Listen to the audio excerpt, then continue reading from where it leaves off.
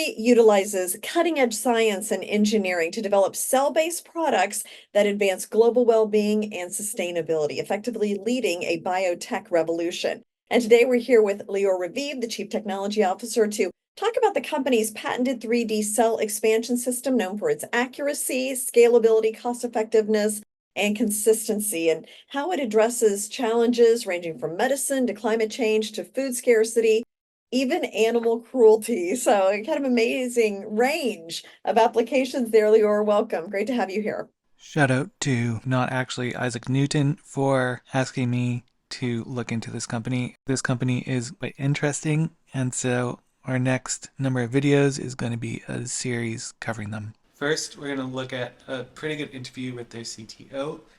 Then I want to look at their structure, how the company works. They have a lot going on. Let's get into the video.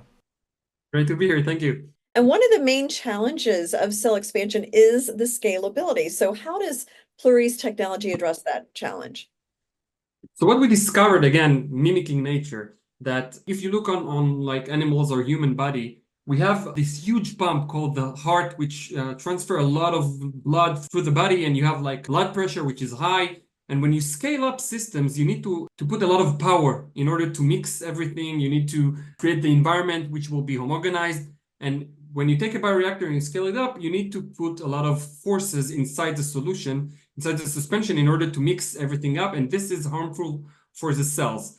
Then you look on what nature's done, and you see how we are organized as animals and humans, and you see that we have this pump, but we also have, organs. And between them, we have connections of blood, which the blood pressure reduces until it gets to the organ. And everything is all about shear forces. So what we discovered actually is that the way we designed the bioreactor, this 3D structure, the scaffold, actually allows us to grow the cells in very low shear. And based on that, we were able to build systems that actually can scale up, but preserve low shear forces on the cells, allowing them to grow in a more natural environment as they used to in the source. Yeah. How does the cell expansion technology applied across different sectors? I mean, for example, Pluri has regenerative medicines in development, but then also there are subsidiaries developing cell-based coffee, things like that. So how do you use that technology and apply it to different areas? So again, we started from human cells. We started actually from placental cells, and we built a system for that, trying to mimic the human body.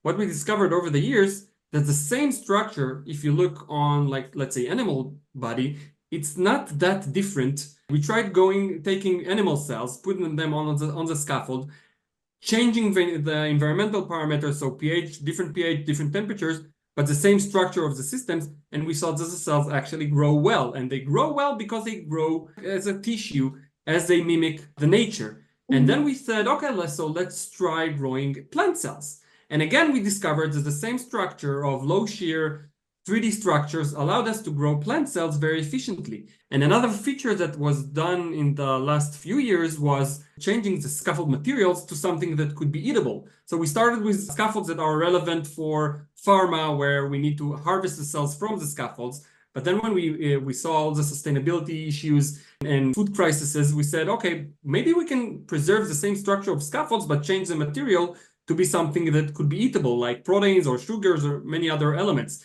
So now we can grow tissue structures on a scaffold, and actually we don't need to harvest the cells. We collect the entire thing. And this is actually, if we talk about animals, so it's actually meat that grows inside the bioreactor. Yeah. And this allows us to expand for different fields. For different applications. Now, Pluri recently launched a CDMO vertical. So first I want you to explain what that is, and then how did Pluri and its partners leverage the technology to advance cell and gene-based medicines and other cell-based products, and how will you scale that up as partnerships increase? So a CDMO is basically a contract development and manufacturing organization, allowing us to approach new companies with new and innovative ideas and sharing our know-how in the field. So we are a company that in the cell therapy field, we had products, we had the opportunity to take products from discovery even up to phase 3 trials, the last phase of proving a product. So we have a lot of know-how on how to do things. and the scalability and the technology to support this.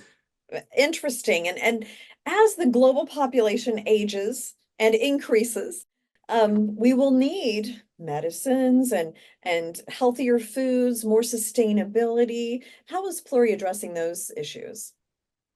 So what we learned in the last few years, again, that our technology is very scalable, but actually requires much less investment in infrastructure, much less investment in space. So from a smaller bioreactor, you can grow a lot more cells or a lot more cultivated product, either plant or animal-based products.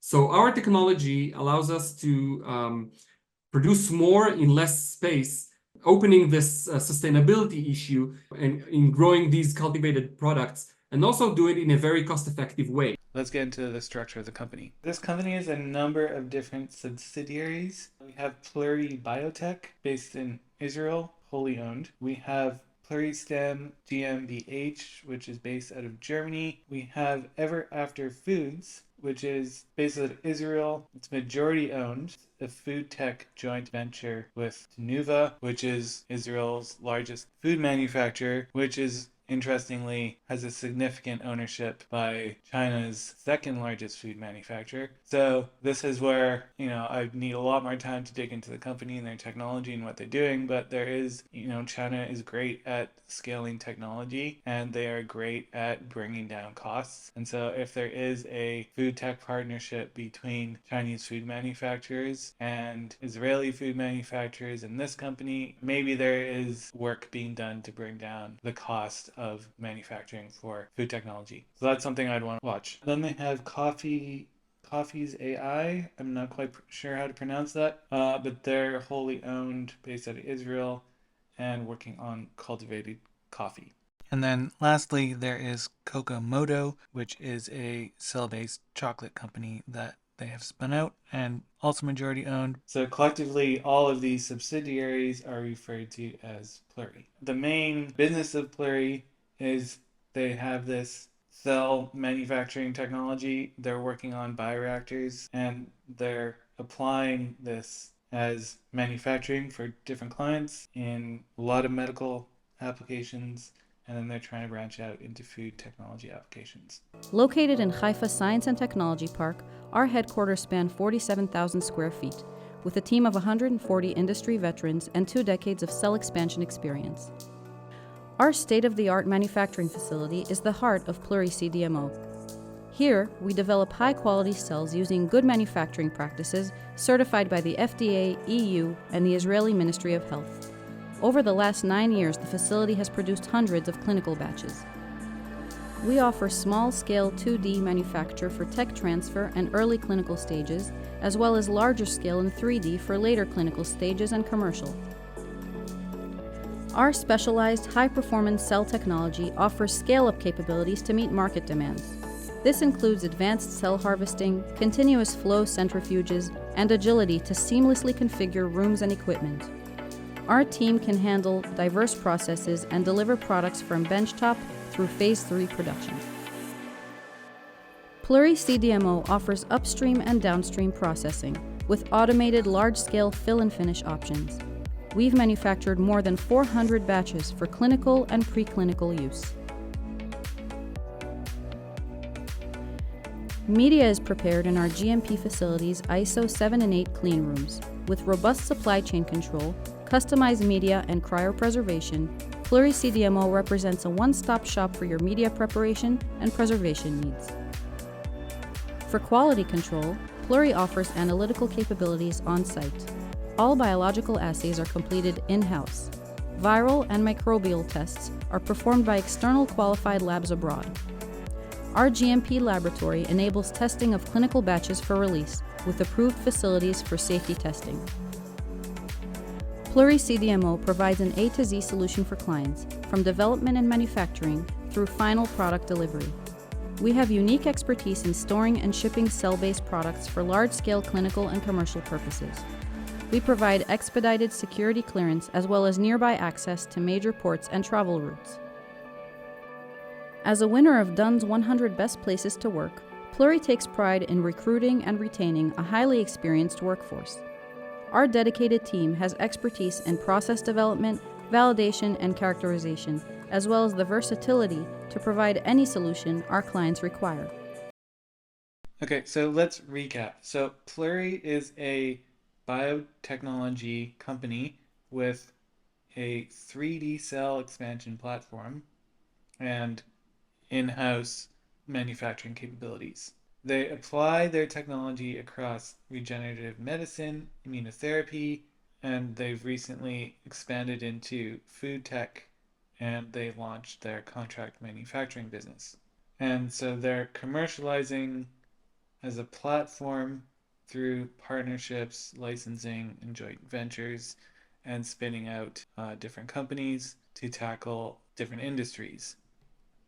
Their core technology involves placenta-derived adherent stromal cells, which are targeting muscle recovery, bone marrow transplantation, and a lot of other medical things. So it seems like primarily the technology really was built around the pharmaceutical industry, and now they're trying to spin it off into tackling food tech as well. My immediate reaction, at least from a food tech investment standpoint, because that's what I'm looking at this as, is that they are focused on a lot of pharmaceutical applications and they are trying to be more of a contract manufacturer. Their technology is more being designed for the pharmaceutical world, and while it can be applied to food tech, you need to create something much cheaper to work in the food industry.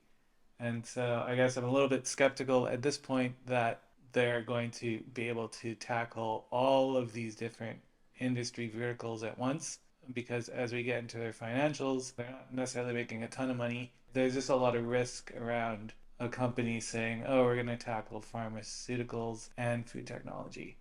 That was my initial reaction, but then after I started looking into their food tech businesses a bit more, I became pretty excited about some of the things that they're doing. So we're going to get into their food tech business and dive into the financials in the coming videos. Thanks a lot for watching. We'll catch you in the next video, guys.